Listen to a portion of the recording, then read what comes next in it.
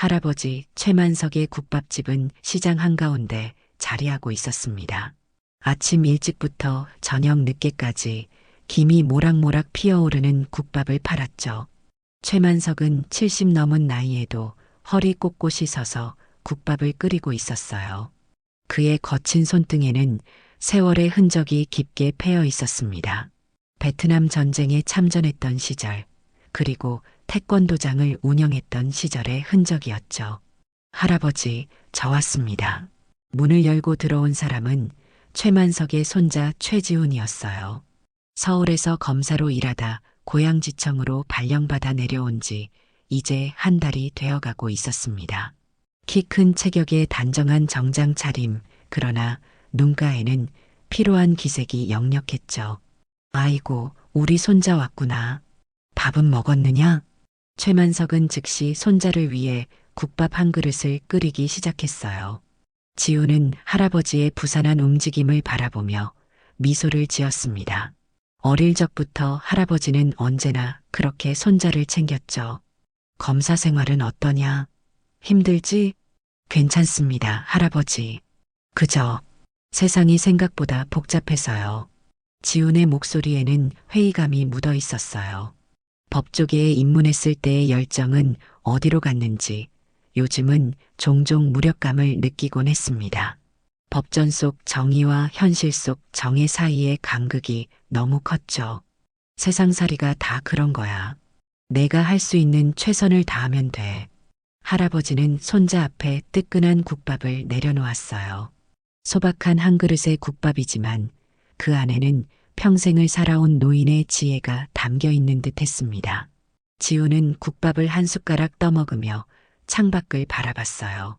재래시장 골목길은 평화로워 보였지만 그 평화가 오래가지 않을 거란 불길한 예감이 들었죠. 시청에서 시장 재개발 계획을 추진한다는 소문이 파다했으니까요. 그리고 그 계획의 중심에는 박규태 시의원이 있었습니다. 할아버지, 혹시 시장 재개발 이야기 들으셨어요? 최만석의 표정이 굳어졌어요. 들었지. 박규태란 놈이 시장을 밀어버리겠다고 설쳐대더군. 하지만 걱정 말거라. 우리 시장 상인들이 가만히 있을 리 없잖니. 지우는 고개를 끄덕이며 국밥을 마저 먹었습니다. 그렇게 평화로운 하루가 지나갔지만 곧 그들의 일상은 완전히 뒤바뀌게 될 거였죠. 이튿날 시장은 평소와 다른 분위기였어요. 상인들 얼굴에는 불안감이 역력했고 곳곳에서 소곤거리는 소리가 들렸습니다. 최만석은 국밥집 앞에서 다른 상인들과 이야기를 나누고 있었죠. 그래서 오늘 박 의원이 직접 온다는 거지? 그렇대요. 재개발 계획을 설명한다면서 오후에 온다고 하더군요. 최만석의 이마에 주름이 깊게 패였어요. 손자 지훈이 검사로서 수사 중인 사건 때문에 오늘은 바쁠 거라 시장에 올 수 없다고 했는데 하필 이런 날 박 의원이 온다니 찜찜했습니다. 오후 2시 박규태 시의원이 수행원들을 이끌고 시장에 도착했어요. 40대 중반의 키 큰 남자로 비싼 양복을 입고 있었죠. 그의 눈빛에는 교만함이 가득했습니다. 여러분, 이 낡은 시장을 현대적인 복합상가로 탈바꿈시킬 절호의 기회입니다. 물론 여러분에게도 충분한 보상이 있을 거고요. 박규태의 목소리는 달콤했지만 그 속에 숨겨진 도끼를 상인들은 놓치지 않았어요. 한 상인이 질문했습니다. 그럼 우리는 어디로 가란 말입니까? 여기서 평생 장사해온 사람들이 대부분인데. 박규태는 짜증난다는 듯 표정을 일그러뜨렸어요. 시대는 변하는 법입니다. 적응하지 못하면 도태될 수밖에 없죠. 최만석이 앞으로 나섰습니다. 우리도 시대 변화는 이해합니다만 우리의 생존권은 어떻게 보장해 주실 건지요? 박규태의 눈이 최만석을 향했어요. 그의 눈빛이 차갑게 변했죠. 아, 최만석 씨. 베트남 참전 용사시죠? 존경합니다만 그의 목소리에는 비웃음이 섞여 있었어요. 솔직히 말해서 이 나이에 무슨 생존권입니까? 늙은이들은 그냥 집에서 쉬시는 게 어떨까요? 젊은 세대를 위해 자리를 비워주시는 게. 순간 시장이 얼어붙었습니다. 최만석의 얼굴이 굳었어요. 일순간 참전 용사의 격정이 치밀어 올랐지만 그는 참았죠. 이제 그저 국밥집 노인일 뿐이니까요. 이 자식이 감히. 다른 상인이 분노했지만 박규태의 경호원들이 그를 막아섰어요. 박규태는 승리자의 미소를 지으며 말했습니다. 여러분, 일주일 안에 결정해 주십시오. 그 이후엔 글쎄요, 행정력이 개입될 수밖에 없겠죠. 그렇게 박규태는 떠났어요. 하지만 그가 남긴 상처와 분노는 시장에 깊게 새겨졌습니다. 최만석은 무거운 발걸음으로 국밥집으로 돌아왔어요. 그의 두 손이 떨리고 있었죠. 저녁 지훈이 국밥집에 들렀을 때 분위기가 심상치 않음을 즉시 느꼈습니다. 할아버지의 얼굴에 드리운 그림자를 보고 모든 것을 직감했어요. 무슨 일 있으셨죠, 할아버지? 최만석은 손자에게 오늘 있었던 일을 모두 이야기했습니다. 지훈의 눈빛이 점점 차가워졌어요. 법을 다루는 검사지만 순간 검사의 신분을 잊고 박규태에게 달려가고 싶은 충동을 느꼈죠. 할아버지, 이건 명백한 모욕입니다. 고소할 수 있어요. 최만석은 고개를 저었어요. 무슨 소용이냐? 그놈의 배경을 생각해봐라. 이 동네 경찰서장도 그놈 손 안에 있다더구나. 지훈은 입술을 깨물었습니다. 할아버지 말이 맞았어요. 박규태는 지역 유지였고 정관계 인맥도 두터웠죠. 지역 언론도 그의 편이었습니다. 하지만 그냥 당할 순 없잖아요. 지훈의 목소리에 결의가 서렸어요. 그날 밤 그는 결심했습니다. 법의 테두리 안에서 검사로서의 권한을 최대한 활용해 박규태를 무너뜨리겠다고요. 할아버지, 합법적으로 그리고 완벽하게 박규태를 무너뜨리겠습니다. 아침 일찍 국밥집에 들른 지훈의 눈빛은 어제와 달랐어요. 밤새 고민한 흔적이 역력했지만 그 눈에는 강한 결의가 담겨 있었습니다. 최만석은 손자를 물끄러미 바라보았죠. 지훈아, 내 마음은 이해하지만 너무 무리하지 마라. 그놈은 강력한 배경이 있어. 너까지 다치면 어쩌냐? 지훈은 미소를 지었어요. 걱정 마세요. 저는 검사니까요. 법의 테두리 안에서만 움직일 겁니다. 최만석은 한숨을 쉬었지만 그의 눈빛에는 묘한 자부심이 스쳐 지나갔어요. 손자가 자랑스러웠던 겁니다. 지훈은 그날부터 박규태의 과거를 파헤치기 시작했어요. 검사로서의 특권을 활용해 박규태의 사업 내역, 정치 자금 흐름, 인맥 관계를 철저하게 조사했죠. 낮에는 검사로서 자신의 업무를 충실히 수행하고 밤이면 박규태 관련 자료들을 살펴보았습니다. 뭔가 이상한데. 지훈은 박규태의 재산 증가 추이를 살펴보다 이상한 점을 발견했어요. 시의원 월급만으로는 설명할 수 없는 자산 증가였죠. 특히 3번의 큰 재개발 사업이 있을 때마다 그의 숨겨진 계좌에 거액이 입금된 흔적이 있었습니다. 이건 확실한 뇌물 증거가 될 수 있어요. 그러나 증거는 아직 불충분했어요. 지훈은 실망하지 않고 계속해서 조사를 이어갔죠. 한편 최만석도 가만히 있지 않았습니다. 여러분, 우리가 손을 놓고 있으면 시장은 사라질 겁니다. 최만석은 시장 상인들을 국밥집에 모았어요. 70이 넘은 노인이지만 그의 눈빛에는 젊은 시절 군인으로서의 결의가 되살아났죠. 우리 모두 증거를 모읍시다. 박규태가 상인들을 위협하거나 모욕할 때마다 녹음하고 영상으로 남기고 증인을 확보해야 합니다. 상인들 중 한 명이 물었어요. 그걸로 뭘 할 수 있는데요? 내 손자가 검사야. 우리가 증거를 모으면 그 애가 법의 이름으로 박규태를 단죄할 수 있을 거야. 최만석의 말에 상인들의 눈빛이 달라졌습니다.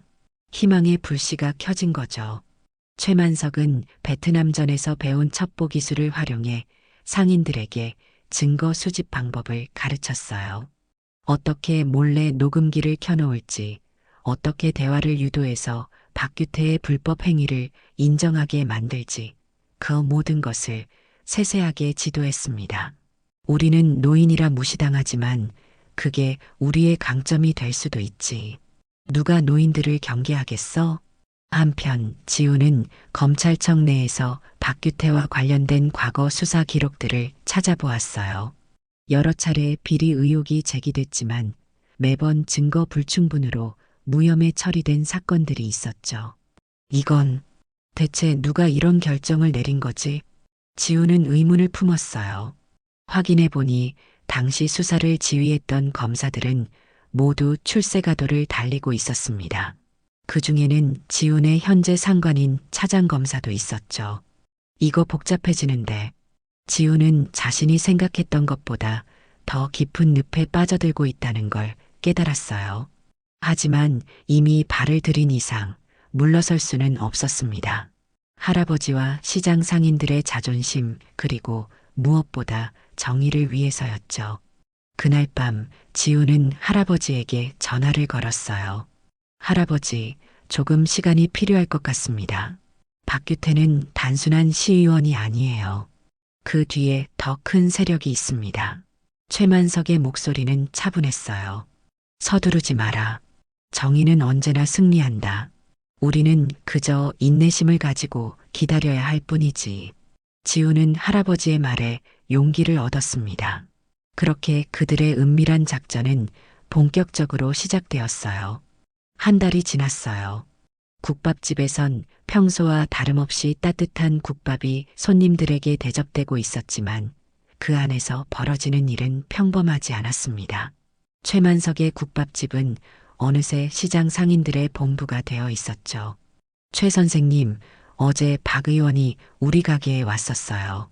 재개발 동의서에 서명하지 않으면 불이익을 주겠다고 협박했습니다. 한 상인이 녹음기를 내밀었어요. 최만석은 노련한 손길로 녹음기를 받아 재생했죠. 박규태의 목소리가 선명하게 흘러나왔습니다. 동의서에 서명하세요. 아니면 시장에서 위생 점검이 강화될 수도 있겠죠. 당신 가게가 얼마나 깨끗한지는 우리 모두 알잖아요. 최만석은 만족스럽게 고개를 끄덕였어요. 좋아. 이게 바로 우리가 필요한 증거야. 이런 증거들이 하나둘 모이기 시작했습니다. 최만석은 과거 군 첩보 훈련에서 배운 조직력을 발휘해 상인들을 체계적으로 관리했어요. 누가 어떤 정보를 수집하고 어떻게 증거를 보존할지 세세하게 지도했죠. 한편 지우는 검찰 내부에서 자신만의 조사를 이어나갔어요. 박규태와 관련된 과거 사건들을 샅샅이 뒤지며 숨겨진 증거들을 찾아냈습니다. 특히 주목한 것은 3년 전 있었던 대규모 재개발 사업이었죠. 이 사업에서 박규태는 공식적으로 한 푼도 받지 않았어. 그런데 어떻게 이렇게 큰 빌딩을 살 수 있었지? 지우는 박규태의 부인 명의로 된 회사를 발견했어요. 이 회사는 재개발 사업의 하청업체와 수상한 거래를 한 흔적이 있었죠. 지우는 이 회사의 실소유주가 박규태임을 증명할 수 있는 증거를 찾기 시작했습니다. 들어오세요. 사무실 문을 두드리는 소리에 지훈이 고개를 들었어요. 문이 열리고 젊은 여성이 들어왔죠. 최지훈 검사님이시죠? 저는 박규태 의원 비서였던 김민지라고 합니다. 지훈의 눈이 커졌어요. 비서였던? 네, 어제 그만뒀습니다. 더 이상 양심의 가책을 견딜 수 없어서요. 김민지는 USB를 내밀었어요. 여기 박 의원의 비밀 장부가 있습니다. 누구에게 뇌물을 줬는지, 어떤 사업에서 돈을 빼돌렸는지 모두 기록되어 있어요. 지우는 USB를 받아들며 물었습니다. 왜 저에게 오셨죠? 당신이 유일하게 박 의원을 조사하고 있는 검사라고 들었어요. 그리고 당신 할아버지가 최만석 씨라고 들었습니다. 우리 아버지가 그 시장에서 장사를 하거든요. 지우는 USB를 컴퓨터에 연결했어요. 그 안에는 박규태의 비리를 입증할 완벽한 증거들이 있었죠. 불법 정치자금 내역, 뇌물 수수 기록, 심지어 고위 공직자들과의 유착 관계까지 모두 기록되어 있었습니다. 이건 대박이야. 그날 저녁 지우는 할아버지에게 전화를 걸었어요. 할아버지, 결정적인 증거를 확보했습니다. 이제 박규태를 기소할 수 있을 것 같아요. 최만석의 목소리가 밝아졌죠. 그래, 잘 됐구나. 우리 쪽에서도 상당한 증거를 모았단다. 이제 승리는 눈앞이네. 그러나 기쁨도 잠시. 다음 날 아침 지우는 상관인 차장검사에게 불려갔어요. 최 검사, 자네 요즘 박규태 의원을 조사한다면서? 지훈의 등에 식은땀이 흘렀습니다. 네, 몇 가지 의심스러운 점이 있어서요. 차장검사의 눈빛이 날카로워졌어요. 공식 수사가 아닌데도 개인적으로 조사를 한다? 그것도 지역의 유력 정치인을? 자네, 검찰의 정치적 중립성을 해치는 행동이라는 걸 알고 있나? 하지만 명백한 증거가 있습니다. 박규태는 그만. 차장검사가 손을 들었어요. 난 자네가 이 사건에서 손을 떼길 바라네. 자네 앞길이 창창한데 이런 일로 망치지 말게. 지우는 입술을 깨물었습니다. 자신이 발견한 증거들, 그리고 할아버지와 상인들이 모은 증거들을 생각하니 물러설 수 없었어요. 죄송합니다만 정의를 위해 이 일을 계속하겠습니다. 이 자식이 미쳤나? 내가 누군지 알아? 박규태의 음성이 녹음기에서 울려 퍼졌어요. 그의 목소리에는 분노와 오만함이 가득했습니다. 녹음 내용은 그가 시장 상인에게 폭언을 퍼붓는 장면이었죠. 이 증거만으로도 강요죄와 직권남용으로 충분히 기소할 수 있어요. 지우는 사무실에서 김민지와 함께 증거들을 정리하고 있었습니다. 할아버지와 상인들이 모은 증거, 그리고 김민지가 제공한 내부 자료를 종합하면 박규태의 죄상은 명백했어요. 하지만 검찰 내부에서 압력이 있다면서요? 지우는 고개를 끄덕였죠. 네, 차장검사가 이 사건에서 손을 떼라고 했습니다. 하지만 걱정 마세요. 제가 직접 기소장을 작성해서 검찰총장에게 보고할 겁니다. 차장검사를 건너뛰는 파격적인 행동이었지만 지우는 이미 결심을 굳혔어요. 정의를 위해서라면 자신의 검사 커리어도 걸 수 있었죠. 그날 저녁 지우는 준비한 기소장을 검찰총장에게 이메일로 보냈습니다. 동시에 할아버지에게도 전화를 걸었어요. 할아버지, 모든 준비가 끝났습니다. 이제 박규태는 도망칠 수 없을 거예요. 그런데 할아버지의 목소리가 평소와 달랐어요. 무언가 불안한 기색이 역력했죠. 지훈아, 조심해라. 오늘 오후에 이상한 일이 있었어. 최만석의 이야기에 따르면 오후에 갑자기 시장에 건달 몇 명이 나타나 상인들을 위협했다고 해요. 특히 증거 수집에 적극적이었던 상인들을 집중적으로 찾아다녔죠. 할아버지도 다치셨어요? 조금 실랑이가 있었지. 하지만 걱정 마라. 내가 태권도 고수라는 걸 잊었니? 지우는 할아버지의 목소리에서 강인함을 느꼈지만 동시에 노인의 숨은 고통도 느껴졌어요. 박규태가 이제 물리적인 폭력까지 동원한다는 사실에 분노가 치밀었죠. 다음 날 아침 지훈이 사무실에 출근하자 동료들의 시선이 이상했어요. 모두 무언가 알고 있는 듯한 표정이었죠. 잠시 후 그는 검찰총장실로 호출되었습니다. 최 검사, 자네가 어제 보낸 기소장을 봤네. 검찰총장의 표정은 심각했어요. 책상 위에는 지훈이 보낸 기소장이 놓여 있었죠. 증거는 충분합니다. 박규태 의원의 죄상이 명백하니 꼭 기소해 주십시오. 검찰총장은 한숨을 쉬었어요. 자네 열정은 이해하네. 하지만 이 사건은 좀 더 신중하게 접근해야 해. 지금 당장 기소하긴 어렵네. 지훈의 얼굴이 굳었습니다. 왜죠? 증거가 부족한가요? 그게 아니라 정치적 고려가 필요한 사안이야. 박규태 의원은 차기 국회의원 후보로 거론되는 인물이고 여당의 중요한 자산이지. 검찰이 정치에 개입한다는 인상을 줄 수 없어. 지훈은 충격을 받았어요. 이렇게 명백한 증거가 있는데도 정치적 이유로 기소를 미룬다니 정의는 어디에 있는 걸까요? 총장님, 그렇다면 법 앞에 평등은 어디 있습니까? 우리 검찰은 정의의 수호자가 아닌가요? 검찰총장의 표정이 어두워졌어요. 최 검사, 세상은 자네가 생각하는 것보다 복잡해. 때로는 큰 정의를 위해 작은 정의를 미뤄야 할 때도 있네. 지우는 분노를 억누르며 사무실로 돌아왔어요. 책상에 앉아 깊은 생각에 잠겼죠.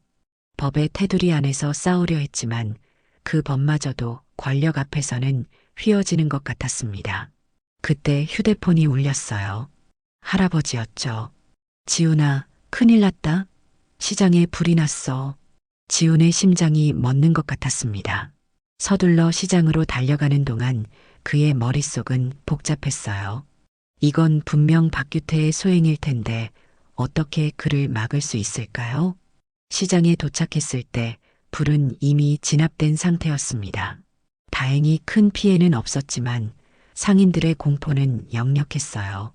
할아버지, 괜찮으세요? 최만석은 고개를 끄덕였죠.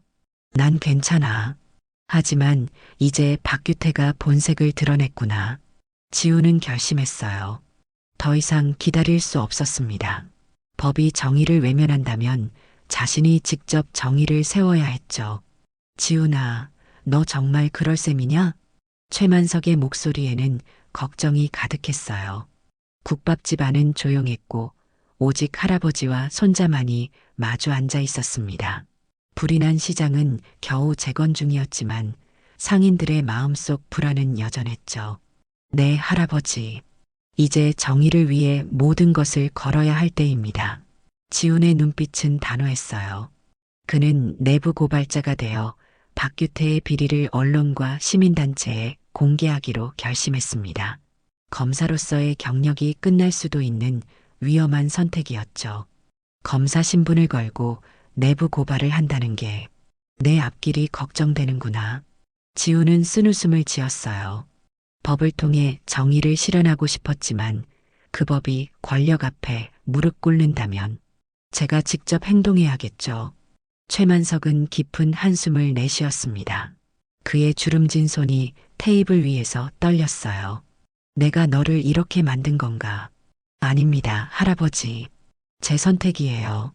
그리고 옳은 선택입니다. 그날 밤 지우는 신뢰할 수 있는 언론사 기자와 비밀리에 만났어요.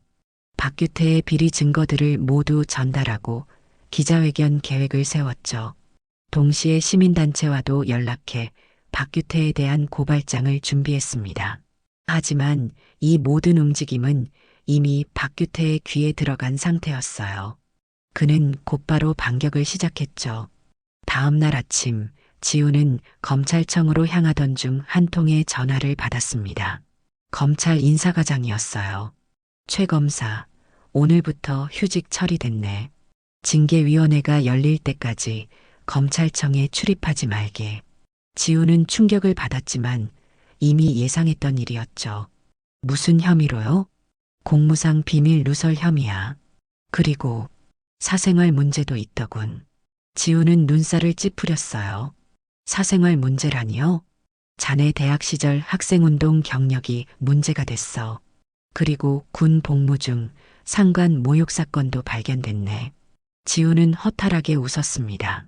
박규태가 그의 과거까지 뒤져 공격 재료로 삼고 있었어요. 대학 시절 민주화 운동에 참여한 것, 그리고 군 복무 중 부당한 명령에 항의했던 일까지 모두 들춰냈죠. 집으로 돌아온 지우는 텔레비전을 켰어요. 뉴스에서는 이미 문제적 검사라는 제목으로 그를 공격하고 있었습니다.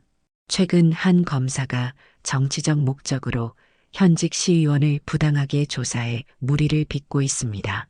이 검사는 과거 급진적 학생운동에 참여했으며 지우는 텔레비전을 꺼버렸어요. 박규태의 힘이 이렇게까지 강력할 줄은 몰랐습니다. 이제 그는 검사 신분마저 잃을 위기에 처했죠. 지훈아, 뉴스 봤니? 할아버지의 전화가 왔어요. 최만석의 목소리에는 걱정과 분노가 섞여 있었습니다. 네, 봤어요. 걱정 마세요, 할아버지. 이건 시작에 불과해요.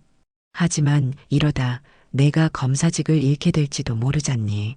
지우는 침착하게 대답했어요. 괜찮습니다. 제가 검사가 된 이유는 정의를 실현하기 위해서였어요. 검사 배지가 없어도 그 정의는 지킬 수 있습니다. 전화를 끄는 지우는 창밖을 바라보았어요. 이제 그에게 남은 카드는 하나뿐이었죠. 기자회견을 통해 모든 것을 공개하는 것입니다.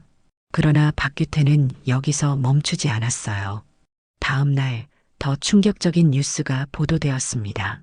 최지훈 검사가 특정 사건의 피의자로부터 뇌물을 받았다는 의혹이 제기되었습니다. 익명의 제보자에 따르면 완전히 조작된 뉴스였지만 대중은 이미 혼란에 빠지기 시작했어요. 지훈의 신뢰도는 급격히 떨어졌고 그의 내부 고발도 개인적 원한에 의한 것이라는 의심을 받기 시작했죠. 지훈은 절망 속에서 할아버지를 찾아갔어요. 국밥집은 텅 비어 있었습니다. 불이 난 이후 손님도 줄었고 최만석의 건강도 악화되었죠. 할아버지, 저 이제 어떻게 해야 할지 모르겠어요. 최만석은 손자를 바라보았어요. 처음으로 지훈의 눈에서 좌절감을 발견했죠. 노인의 주름진 손이 손자의 어깨를 꽉 쥐었습니다. 지훈아, 이렇게 무너지면 안 된다. 우리는 아직 진짜 싸움도 시작하지 않았어. 넌 내 손자가 아니었다면 벌써 주먹부터 날렸겠지만 넌 검사니까 다르게 싸워라. 할아버지의 말은 지훈의 가슴을 울렸어요. 70이 넘은 노인의 눈빛은 여전히 젊은 날의 기계로 빛나고 있었습니다. 최만석은 낡은 서랍에서 한 장의 사진을 꺼냈죠. 이거 봐라. 내가 베트남에서 찍은 사진이다. 지우는 처음 보는 사진을 받아들었어요. 젊은 최만석이 전우들과 함께 찍은 사진이었습니다. 그들의 얼굴은 지쳐 있었지만 눈빛만은 살아 있었죠. 우린 매일 죽음과 싸웠다. 적은 강했고 우린 약했지. 하지만 끝까지 포기하지 않았어. 왜냐? 우리가 옳다고 믿었으니까. 할아버지는 천천히 말을 이어갔어요. 지금 내 상황도 마찬가지다. 적은 강하고 너는 약해. 하지만 내가 옳다는 걸 알잖니. 포기하지 마라, 지훈아. 지훈의 눈에 결연한 빛이 돌아왔습니다. 할아버지 말이 맞았어요. 아직 싸움은 끝나지 않았죠. 고맙습니다, 할아버지. 이제 어떻게 할지 알 것 같아요. 지훈은 자리에서 일어났어요. 그의 머릿속에 계획이 완성되기 시작했습니다. 이제 박규태와의 싸움에서 마지막 승부수를 던질 때였죠. 그날 밤 지훈은 김민지를 만났어요. 김 씨, 이제 우리가 가진 모든 증거를 공개할 겁니다. 기자회견을 열려고 해요. 김민지의 얼굴이 굳었습니다. 지금이요? 당신은 이미 검찰에서 휴직 처분을 받았고 언론은 당신을 의심하고 있어요. 이런 상황에서 누가 당신 말을 믿겠어요? 지우는 고개를 끄덕였어요. 바로 그 점이 우리의 기회입니다. 박규태는 이미 저를 무너뜨렸다고 생각해요. 경계심이 느슨해져 있죠. 그들은 밤새도록 계획을 세웠습니다. 모든 증거를 정리하고 누가 먼저 증언할지, 어떤 순서로 진실을 공개할지 세세하게 논의했어요. 최만석도 이 계획에 동참했죠. 그는 시장 상인들을 설득해 모두 한자리에 모이게 했습니다. 우리가 두려워하면 그들의 승리를 인정하는 셈이야. 이제 우리 모두가 앞에 나서서 진실을 말할 때가 왔어. 다음 날 아침 지우는 자신의 집 앞에서 기자회견을 열었어요. 예상대로 몇몇 기자들만 무심코 참석했지만 지우는 신경 쓰지 않았습니다. 그의 옆에는 할아버지와 김민지 그리고 용기 있게 나선 시장 상인들이 함께 서 있었죠. 저는 최지훈 검사입니다. 오늘 제가 이 자리에 선 이유는 우리 사회의 정의가 심각하게 위협받고 있기 때문입니다. 지훈은 떨리는 목소리를 진정시키며 말을 이어갔어요. 박규태 시의원은 지난 수년간 재개발 사업을 빌미로 불법 자금을 조성해왔습니다. 그는 상인들을 위협하고 공무원들에게 뇌물을 주었으며 자신의 권력을 이용해 비판하는 이들을 탄압해왔습니다. 그리고 그는 하나씩 증거를 공개하기 시작했어요. 박규태의 불법 자금 흐름, 계좌 내역, 녹음 파일, 영상 증거들이 차례로 공개되었죠. 처음에는 관심 없던 기자들의 눈빛이 점점 달라지기 시작했습니다. 그리고 이것이 가장 충격적인 증거입니다. 지우는 박규태가 지역 경찰서장과 검찰 간부들에게 정기적으로 뇌물을 준 기록을 공개했어요. 차장검사의 이름도 그 목록에 있었죠. 이 모든 증거는 이미 검찰에 제출되었지만 권력의 개입으로 수사가 중단되었습니다. 저는 이 사실을 국민 여러분께 알리기 위해 내부 고발을 선택했고 그 대가로 검사직을 잃게 될지도 모릅니다. 하지만 저는 후회하지 않습니다. 기자회견은 실시간으로 중계되었어요. 처음에는 소수의 언론만 관심을 보였지만 지훈이 폭로한 증거가 너무나 충격적이어서 점점 더 많은 매체가 중계를 시작했죠. 이제 제 말을 마치겠습니다. 저는 단 한 가지만 바랍니다. 진실이 승리하는 세상, 정의가 굽히지 않는 사회를 만들어가는 것. 그것이 제가 검사가 된 이유입니다. 지훈의 기자회견이 끝나자 폭발적인 반응이 쏟아졌어요. SNS에서는 정의로운 검사, 박규태 게이트 같은 해시태그가 트렌드에 올랐고 시민들은 진상 규명을 요구하기 시작했습니다.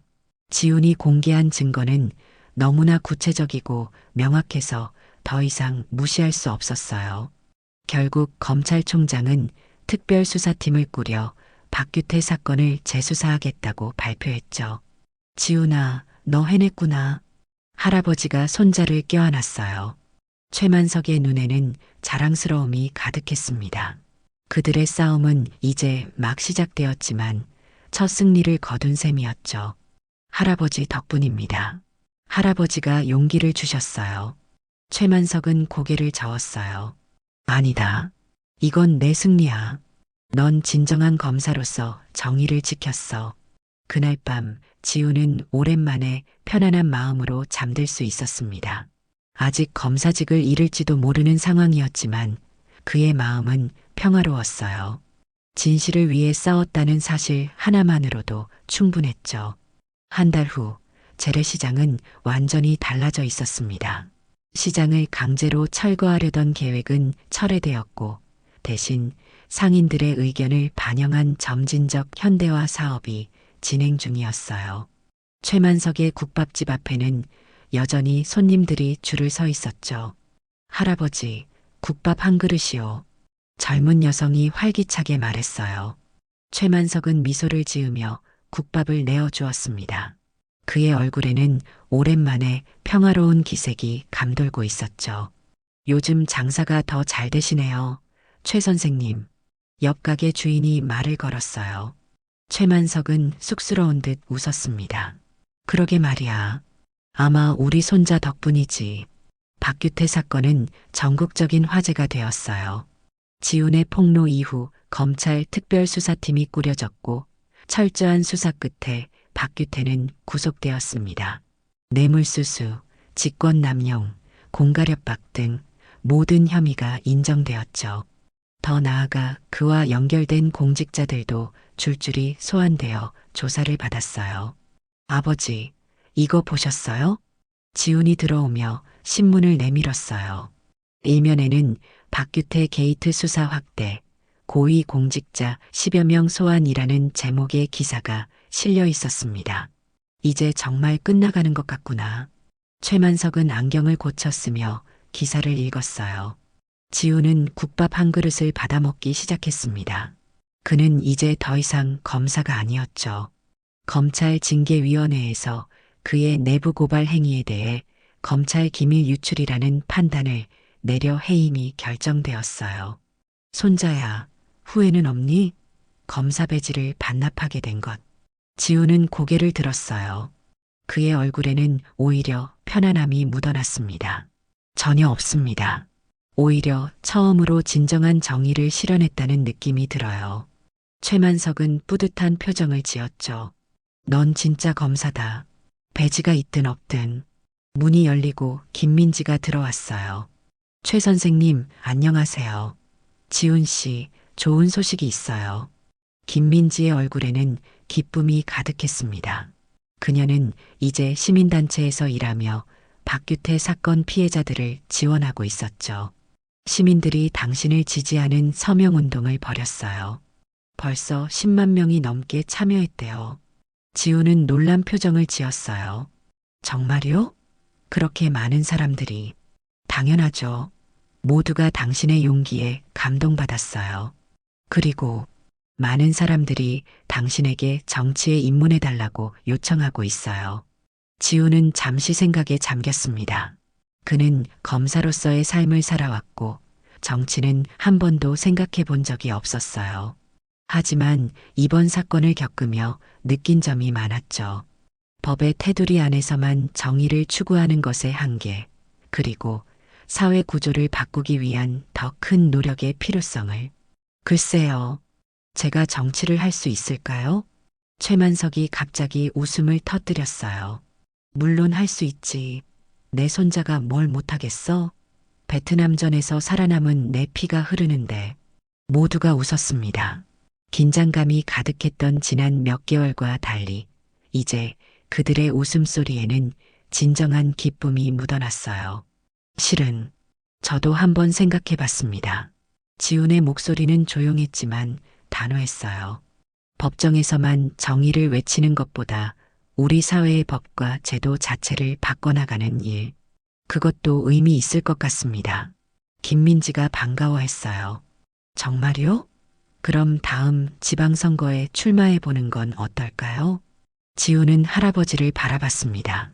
최만석의 눈에는 깊은 신뢰와 자부심이 담겨 있었어요. 한번 해볼게요. 청렴한 정치인으로 진짜 시민을 위한 정치를 보여드리겠습니다. 그날 저녁 국밥집에는 오랜만에 많은 사람들이 모였어요.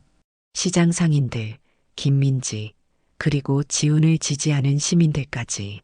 따뜻한 국밥을 먹으며 새로운 미래에 대한 이야기가 오갔죠. 마지막 손님이 떠나고 최만석과 지훈만 남았을 때였어요. 손자야, 난 이제 은퇴할까 생각 중이다. 지훈이 놀란 눈으로 할아버지를 바라봤어요. 갑자기 왜요? 최만석은 웃으며 말했습니다. 내가 법으로 한 방 먹였으니 난 마음 놓고 은퇴하마.